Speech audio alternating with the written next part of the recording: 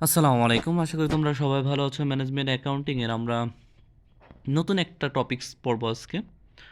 সেটা ষষ্ঠ অধ্যায়, সম্ভবত এটা ষষ্ঠ অধ্যায়, মেকিং ডিসিশন মেকিংয়ের যে অধ্যায়টা আছে সেটা।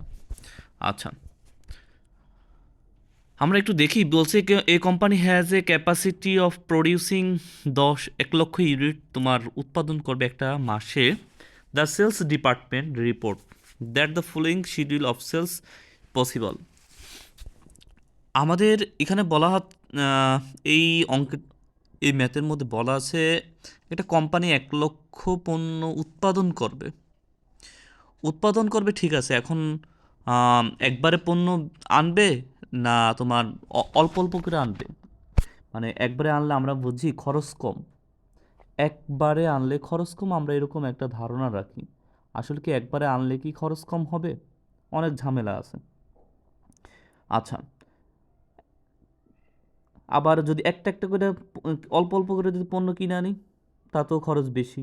আবার বেশি করে পণ্য কিনলে হয় কাঁচামাল কম পাবো, মানে কমে পাবো, কিন্তু এর বহন খরচ, গুদাম খরচ অনেক বেড়ে যায়, তাতে লসই হয়ে যায় মানে সর্বশেষে গিয়ে দেখা যায়। আচ্ছা, আমরা ম্যাথটা দেখি কি বলছে এখানে। প্রথমে আমরা অঙ্কটা করার জন্য আগে ছক করে নিব।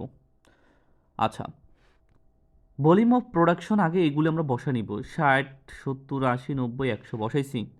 এখন 100% মানে এই 1 লক্ষ পণ্য, তাই তো? তাহলে 100% মানে কত?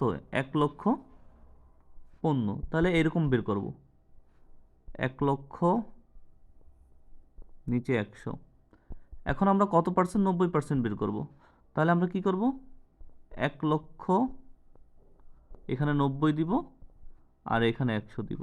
এইভাবে করে 90%-এর টাকা প্রোডাকশনের ইউনিট বের করে ফেলবো।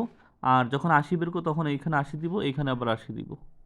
এভাবে 80%-এর প্রোডাকশনটা বের করে ফেলবে ইউনিটটা। তারপরে 80-র জায়গায় 70 দিয়া আবার 70%-এর প্রোডাকশন ইউনিট বের করে ফেলবো। 70 মানে যেখানে 70 আছে ওইখানে দিব আমরা 60, 60 দিলে আমাদের প্রোডাকশন ইউনিটটা বের হয়ে যাবে। আচ্ছা, এইভাবে আমাদের প্রোডাকশন ইউনিটটা বের করে রেট দেওয়া আছে। আমাদের রেট এই যে রেটটা দেওয়া আছে, যে রেটগুলি দেওয়া আছে এই রেটগুলি আমরা বসাই দিছি। এখন সেলস দেখো। আচ্ছা, দেখো আমরা সেলসটা, গ্রোস সেলস এখন কি করব? এই 60,000-এর সাথে 60,000 সাথে 90.90 গুণ দিব, 70,000-এর সাথে 0.80 গুণ দিব, 80,000-এর সাথে 0.75 গুণ দিব, 90,000-এর সাথে 0.67 গুণ দিব, 1 লক্ষর সাথে 0.61 গুণ দিব। তাহলে আমরা গ্রোস সেলসগুলি আমরা পেয়ে যাব। এখন ইনক্রিমেন্টাল রেভিনিউ, একটা কাজ করবে, 100 নিচের থেকে, 100% থেকে 61,000 থেকে 60,300 বাদ দিব, তাহলে আমাদের 700 আসে। কথা বুঝাইতে পারছি আমি? তারপর আবার 60,000 থেকে, সরি, এইভাবে করব। 60,000 থেকে 61,000 থেকে 60,300 বাদ দিব, তাহলে 700 থাকে। এবং এই 60,300 থেকে 60,000 বাদ দিব, তার 300 থাকে। আবার 60,000, দেখো 60,000 থেকে 56,000 বাদ দিব, তাতে 4,000 থাকে। আর 56,000 থেকে 54,000 বাদ দিব, তাতে 2,000 থাকে। আর উপরে তো নাই, জিরো ধরো, এটার থেকে এটা বাদ দিলে মানে কিছুই থাকে না। সুতরাং এটা কি হবে? ডট ডট ডট হয়ে যাবে। আচ্ছা, ভেরিয়েবল কস্ট কত বলছে জানো? ভেরিয়েবল কস্ট আমি বলি,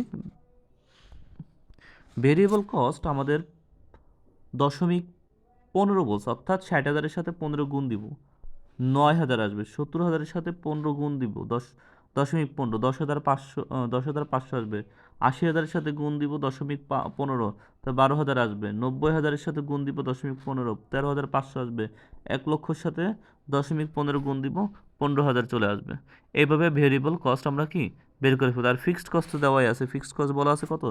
40। ফিক্সড কস্ট আমাদের বলা আছে 40,000, সবগুলি 40,000 হয়ে যাবে। টোটাল কস্ট, ফিক্সড কস্ট, আচ্ছা ভেরিয়েবল কস্ট, এগুলো যোগ করে নিয়ে আসলাম। এখন একটা কাজ করতে হবে, ডিফারেন্সিয়াল ইন কস্ট, এই ঠিক আগের মতোই। 55 থেকে 53,500 বাদ দিব, তাতে 1,500 আসে। আবার 53,500 থেকে 52,000 বাদ দিব, তাতে আসে 1,500। আবার 52,000 থেকে 50,500 বাদ দিব তাতে 1500 আসে। আবার তোমার 50,000 থেকে 49 বাদ দিব তাতে 1500 আসে। এইভাবে আমরা বের করে ফেলবো। আচ্ছা, এখন আমাদের কি করতে হবে? টোটাল কস্ট থেকে গ্রোস সেলস বাদ দিব, তাতে নেট প্রফিট বের হয়ে যাবে। 54 থেকে যদি আমরা 49 বাদ দিই তাহলে 50 চলে আসে। 56 থেকে যদি আমরা 50,500 বাদ দিই 5,500 আসে।